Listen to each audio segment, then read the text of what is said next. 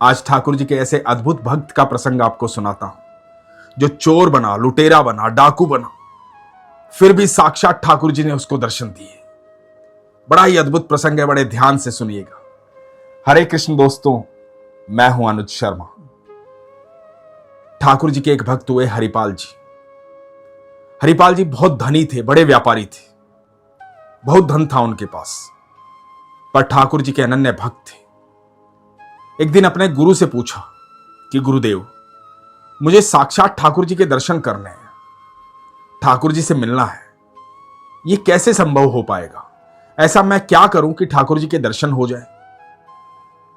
सदगुरु ने बताया कि हरिपाल, तुम संतों की सेवा करो, लगातार संतों की सेवा करो। तुम्हारे द्वार से कोई भूखा नहीं जाना चाहिए। जो भी तुम्हारे द्वार पर आए उसका स्वागत करो। क्या पता किस भेष में नारायण मिल जाए। जरूर एक दिन ऐसा होगा जिस दिन ठाकुर जी साक्षात दर्शन देंगे। बस हरिपाल जी ने ठान ली कि आज से, अभी से मैं संतों की सेवा करूंगा, और जो भी संत वहां आते उनकी सेवा करते, जो भी उनके द्वार पर आता उनकी सेवा करते, बड़े मन से, बड़े भाव से सेवा करते। धीरे धीरे संतों में विख्यात हो गए कि उस नगर जाना, हरिपाल जी मिलेंगे। संतों के लिए बड़ा सेवा भाव है उनके हृदय में, बड़े सच्चे हृदय से सेवा करते हैं, बड़े मन से सेवा करते हैं। ठाकुर जी के अनन्य भक्त हैं। धीरे धीरे प्रसिद्ध होने लगे, दूर दूर से संत आने लगे, हरिपाल जी के यहां रुकते, हरिपाल जी उनकी सेवा करते। अब संतों की इतनी मात्रा बढ़ गई थी, दूर दूर से साधु इतने आते थे कि हरिपाल जी के पास समय ही नहीं बचता था, सारा दिन सेवा में चला जाता था। तो जो कार्य हरिपाल जी करते थे, जो व्यापार हरिपाल जी करते थे, वो व्यापार छूट गया। अब धन अर्जित करने का कोई साधन नहीं था। जितना धन उनके पास था उसी धन से सेवा हो रही थी, लगातार सेवा कर रहे थे। इंतजार था और विश्वास था अपने गुरुदेव की बात पर कि एक दिन ठाकुर जी साक्षात आएंगे, इसलिए लगातार सेवा करते रहे। धीरे धीरे हरिपाल जी का अर्जित किया हुआ धन समाप्त होने लगा, और एक समय ऐसा आया कि सारा धन समाप्त हो गया। अब हरिपाल जी साहूकार थे, सब लोग उनको जानते थे, तो इधर उधर से कई साहूकारों से कर्जा लेना शुरू किया। कहीं से किसी के पास से राशन ले आते, उधार पर राशन आ जाता। सारा कार्य उधार पर चल रहा था, कर्जे पर चल रहा था। लेकिन संतों की सेवा में कहीं रुकावट नहीं थी, संतों की सेवा लगातार हो रही थी। अब धीरे धीरे दूसरे साहूकारों को पता लगा कि हरिपाल ने सारे कार्य छोड़ दिए, सिर्फ संतों की सेवा करता है, इसलिए सारा धन जो है वो खत्म हो गया है। अब धन अर्जित करने का, धन कमाने का कोई साधन नहीं है। तो बाकी साहूकारों की समझ में आ गया था कि अब ये पैसे वापस नहीं लौटाएगा, तो सबने कर्ज देना बंद कर दिया, राशन देना बंद कर दिया। हरिपाल जी बड़े चिंतित हुए कि क्या करूं, संतों की सेवा नहीं रुकनी चाहिए, संतों की सेवा लगातार होनी चाहिए, संतों की सेवा लगातार होनी चाहिए, इसके लिए क्या करूं? ये मन में भाव आया। तो मन में भाव आया कि उन लोगों के घर चोरी करता हूं जो भगवान को नहीं मानते हैं, जिनका भगवान में विश्वास नहीं है, जो भगवान में आस्था नहीं रखते हैं, उनके घर चोरी करूंगा। उनका पाप का कमाया हुआ धन है, अधार्मिक लोग हैं, उनके घर चोरी करूंगा। उनका धन भी धर्म के कार्य में लग जाएगा, संतों की सेवा में लग जाएगा, कुछ पुण्य उनको भी प्राप्त होगा। हरिपाल जी बड़े बलवान थे, दिन भर ये खोजते कि कौन ऐसा अधार्मिक आदमी है जो भगवान में विश्वास नहीं रखता और जिसके पास धन काफी है। रात्रि में जाकर के उसके घर में चोरी करते, अब चोरी किए हुए धन से संतों की सेवा करते। धीरे धीरे काम चल रहा था, लेकिन इसमें भी प्रसिद्धि प्राप्त हो गई। जब कई ऐसे लोगों के घर चोरी हुई जो भगवान की सेवा नहीं करते थे, तो धीरे धीरे समझ में आने लगा, सबको पता लग गया कि हरिपाल जी चोरी करते हैं, रात्रि में चोरी करते हैं। तो सब लोग सावधान हो गए। लेकिन हरिपाल जी के मन में यही था कि जाकर के ऐसे व्यक्ति के घर चोरी करनी है जो भगवान का नाम नहीं लेता। एक दिन थोड़ा सा अपने नगर से दूर गए, वहां एक व्यापारी था, बड़ा व्यापारी था।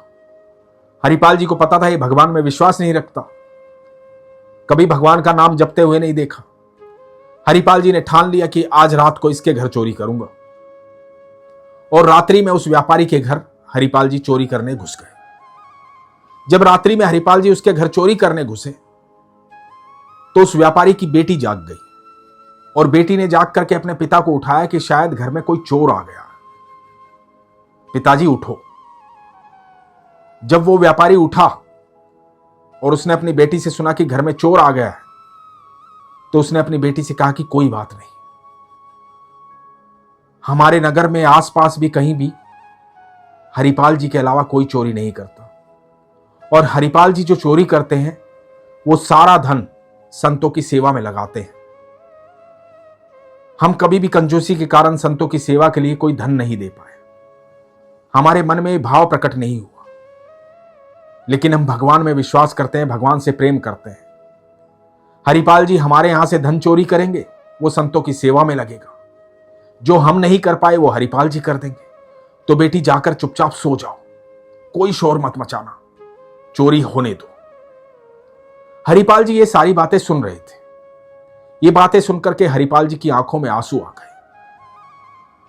हरिपाल जी को आभास हुआ कि ये तो भगवान का गुप्त भक्त है, ये भगवान की पूजा पाठ किसी को दिखावे के लिए नहीं करता, मन से भगवान को मानता है, इसकी आस्था सच्ची है और मैं इसके घर चोरी करने आ गया, ये तो बड़ा गलत हुआ। हरिपाल जी ये सोच करके बिना चोरी किए वहां से निकल गए। जाते जाते जल्दी जल्दी में अपनी वो चद्दर भूल गए जिस चद्दर में चोरी का सामान इकट्ठा करके ले जाते थे। जब हरिपाल जी चले गए, व्यापारी ने जाकर के उस कमरे में देखा तो वहां चद्दर पड़ी हुई थी, हरिपाल जी की चद्दर। व्यापारी समझ गया कि हरिपाल जी की चद्दर है। हरिपाल जी साधारण व्यक्ति है नहीं, संतों की सेवा में सारा जीवन लगा दिया है, भगवान के अनन्य भक्त है, एक संत समान ही है।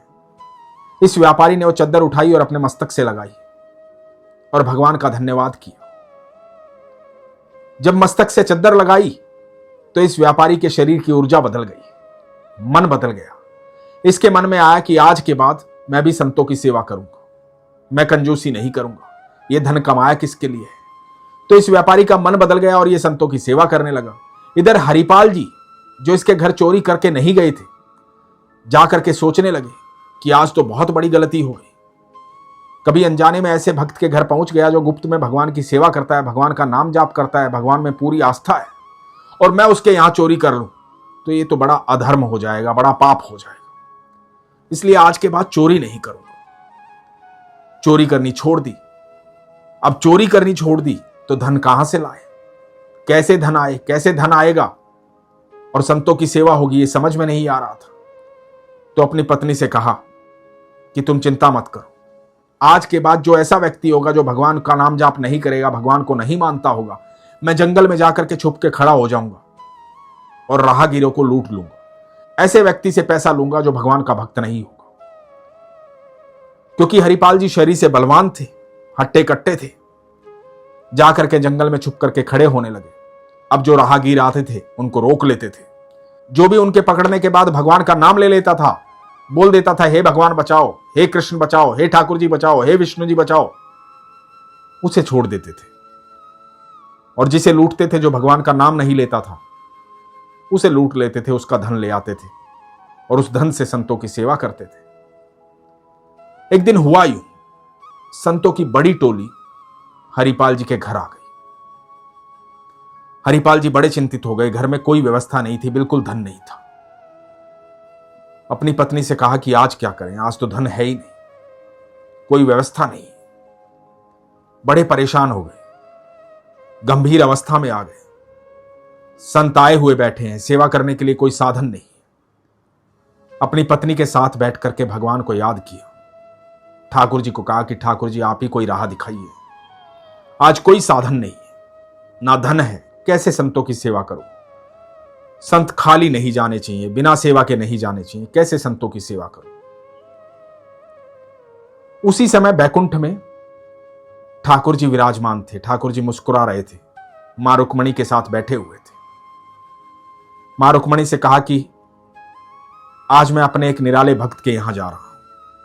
मां रुक्मणी ने कहा कि मैं भी साथ चलूंगी। तो ठाकुर जी ने कहा कि अवश्य साथ चलो, लेकिन पूरा सज धज कर साथ चलो, स्वर्ण के आभूषण पहन के साथ चलो, और कोई भक्ति की, भगवान की, कोई आस्था की, विश्वास की, किसी भी तरह की कोई धार्मिक बात मत करना। चलो मेरे साथ। और मां रुक्मणी जी और ठाकुर जी एक सेठ सेठानी के रूप में हरिपाल जी के यहां आए और आकर के हरिपाल जी को कहा कि हमें दूसरे गांव जाना है, रास्ते में जंगल पड़ता है, हमें थोड़ी असुविधा महसूस हो रही है, तो यदि आप हमें वहां छोड़ दोगे तो इसके बदले हम आपको कुछ धन देंगे। हरिपाल जी की आंखें चमक गई कि धन की व्यवस्था हो गई है। हरिपाल जी ने कहा कि पहले आप धन दे दीजिए, मेरी पत्नी को यहां पैसे दे दीजिए और मैं आपके साथ चलूंगा, आपको जंगल पार करवा के आऊंगा। तो सेठ सेठानी ने कहा कि ठीक है, और उन्होंने कुछ धन दे दिया। हरिपाल जी ने अपनी पत्नी को धन दिया और कहा कि इससे संतों की सेवा करो, मैं इनको छोड़कर आता हूं। अब हरिपाल जी उन सेठ सेठानी को लेकर के जंगल की तरफ बढ़ चले।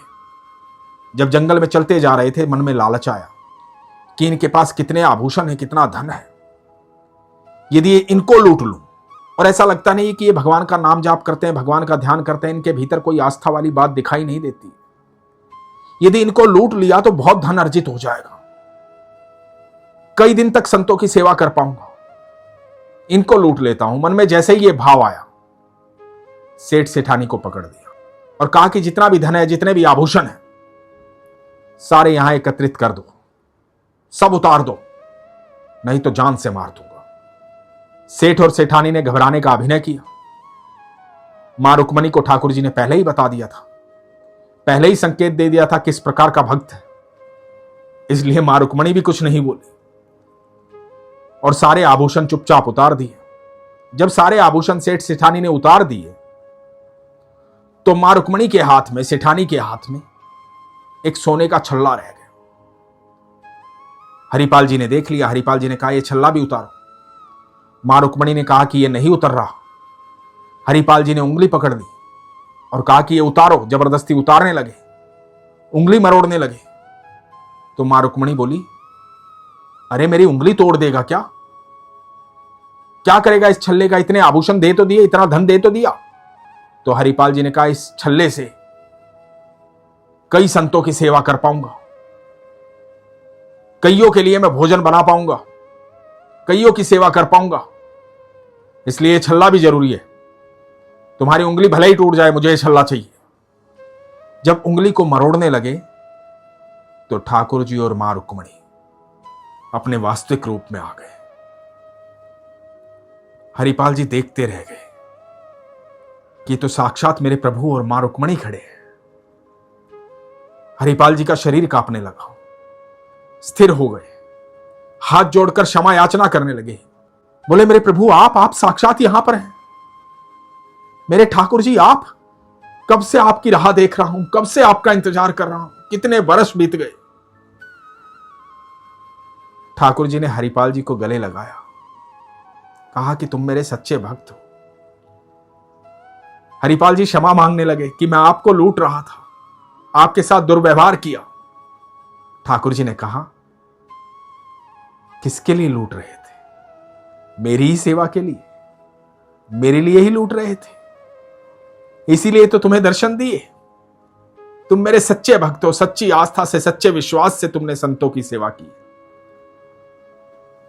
तुम्हारे गुरुदेव ने कहा था ना कि संतों की सेवा करना, मैं जरूर तुमसे मिलने आऊंगा। लो, आज मैं आ गया हूं तुमसे मिलने। तुम्हारी भक्ति से, तुम्हारी सेवा से अत्यंत प्रसन्न हो गया। और मां रुक्मणी ने और ठाकुर जी ने हरिपाल जी को खूब आशीर्वाद दिया, धन धान्य से भरपूर कर दिया। हरिपाल जी ने सारा जीवन संतों की सेवा में बिताया, भगवान की भक्ति में बिताया, विश्वास में बिताया, प्रेम में बिताया। दोस्तों, जब सच्चा विश्वास होता है, सच्ची आस्था होती है, सच्ची पुकार होती है, सच्चे मन से चाह होती है, तो ईश्वर साक्षात मिलते हैं।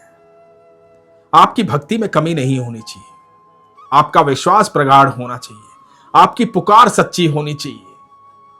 यदि आपकी पुकार सच्ची होगी तो ठाकुर जी बैकुंठ छोड़कर आपसे मिलने आएंगे, क्योंकि भगवान आपसे अत्यंत प्रेम करते हैं। लेकिन इन सब के लिए सरल होना जरूरी है, सहज होना जरूरी है, सच्चा विश्वास होना जरूरी है, प्रगाढ़ विश्वास होना जरूरी है।